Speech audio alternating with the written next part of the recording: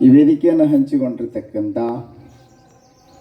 ವಿವಿಧ ಕಂಪನಿಗಳಿಂದ ಬಂದಂಥ ಎಲ್ಲ ಶಿವಗಳಿಗೂ, ಆಯೋಜನೆ ಮಾಡಿರ್ತಕ್ಕಂಥ ಎಲ್ಲರಿಗೂ ಹಾಗೂ ಬಸವೇಶ್ವರ ಪಂಚ ಕಮಿಟಿ ಹಾಗೂ ವಿಶ್ವಸ್ತ ಸಮಿತಿಯ ಎಲ್ಲ ಸದಸ್ಯರಿಗೂ, ಉದ್ಯೋಗವನ್ನು ಹುಡುಕಿಕೊಂಡು ಬಂದಿರತಕ್ಕಂಥ ಎಲ್ಲ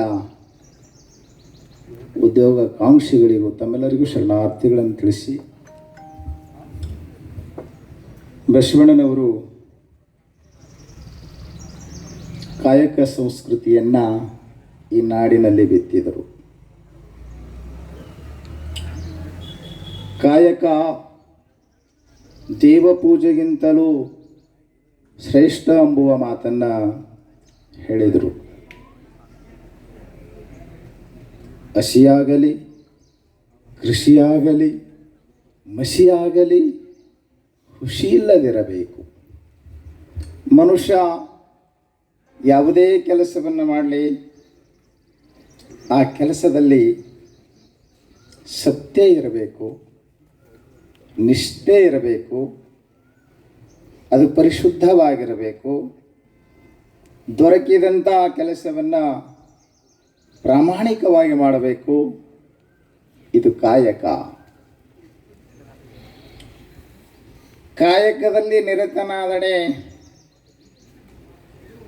ಗುರುವನ್ನಾದರೂ ಮರೆಯಬೇಕು, ಲಿಂಗವನ್ನಾದರೂ ಮರೆಯಬೇಕು, ಜಂಗಮವನ್ನಾದರೂ ಮರೆಯಬೇಕು.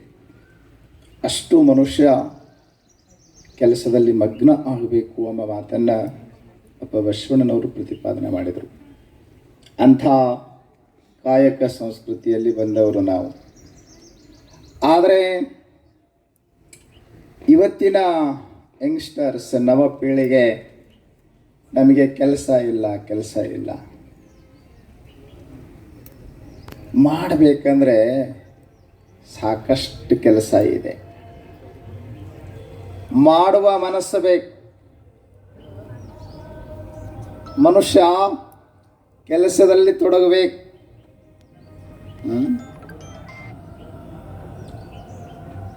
ನಿರುದ್ಯೋಗಿಯಾದ ಮನುಷ್ಯನ ಮನಸ್ಸು ಅದು ಡೆವಿಲ್ ವರ್ಕ್ಶಾಪ್ ಅಂತಾರೆ.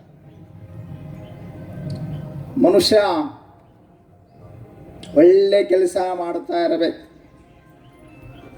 ಕೆಲಸ ಇಲ್ಲದೆ ಬದುಕಲಿಕ್ಕಾಗೋದಿಲ್ಲ.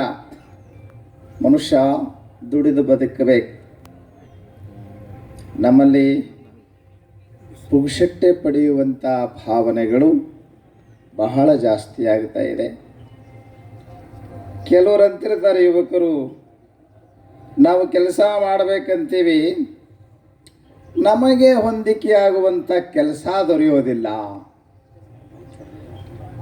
ಆದರೆ ಇವತ್ತು ಯುವಕರಿಗೆ ಈ ವರ್ಷದ ಬಸವ ಜಯಂತಿಯ ಸಂದೇಶ ಏನಪ್ಪ ಅಂತಂದರೆ, ನಮ್ಮ ಬಸವೇಶ್ವರ ಕಮಿಟಿಯವರು ನಿಮಗೆ ಒಳ್ಳೆಯ ಒಂದು ಸದವಕಾಶವನ್ನು ಒದಗಿಸಿಕೊಟ್ಟಿದ್ದಾರೆ.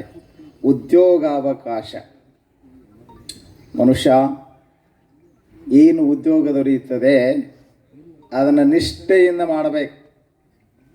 ಅಂದರೆ ಎಲ್ಲ ಒಂದು ಅವಕಾಶ ಒದಗಿಸಿಕೊಟ್ಟಂಥ ನಮ್ಮ ಬಸವೇಶ್ವರ ಪಂಚ ಕಮಿಟಿಯವರಿಗೂ ಒಂದು ಹೆಮ್ಮೆ ಇರುತ್ತದೆ. ಇವರಿಂದ ಇಂಥ ಒಂದು ಉದ್ಯೋಗವನ್ನು ಪಡೆದೆವು ಎಂಬತಕ್ಕಂಥ ಒಂದು ನೆಮ್ಮದಿ ನಿಮಗೂ ಇರ್ತದೆ. ನಾವು ಹೇಳೋದಿಷ್ಟೇ, ಮನುಷ್ಯ ದುಡಿದು ಬದುಕಬೇಕು. ಪುಗ್ಸಟ್ಟೆ ಸಿಗುತ್ತದೆ ಅಂತ ಹೇಳಿ ನಾವು ನಿರುದ್ಯೋಗಿಗಳಾಗಿ ಆದಷ್ಟು ದುಡಿಯದೇ ಪಡಿಬೇಕಂತೀವಿ. ದುಡಿಮೆಯ ಸಂದರ್ಭಗಳು ಬಂದರೂ ಕೂಡ ಮನುಷ್ಯನ ಸ್ವಭಾವ ಏನೈತಿ, ಕಡಿಮೆ ದುಡಿಬೇಕು, ಹೆಚ್ಚು ಪಡಿಬೇಕು. ಪುಗ್ಸಟ್ಟೆ ಪಡೆದ್ರಂತ ಭಾಳ ಭಾಗ್ಯವಂತ ಅಂತ ತಿಳ್ಕೊತಾನೆ. ಹಾಗಲ್ಲ, ನಿಮಗೊಂದು ಒಳ್ಳೆಯ ಅವಕಾಶವನ್ನು ಒದಗಿಸಿಕೊಟ್ಟಿದ್ದಾರೆ. ಸುಮಾರು 7-8 ಕಂಪನಿ ಮುಖ್ಯಸ್ಥರು ಇಲ್ಲಿ ಬಂದಿದ್ದಾರೆ. ನಿಮ್ಮ ಯೋಗ್ಯತೆಗೆ ಅನುಗುಣವಾಗಿ ಆಯ್ಕೆ ಮಾಡಿಕೊಳ್ತಾರೆ. ನೀವು ಕೆಲಸ ಮಾಡಿರಿ.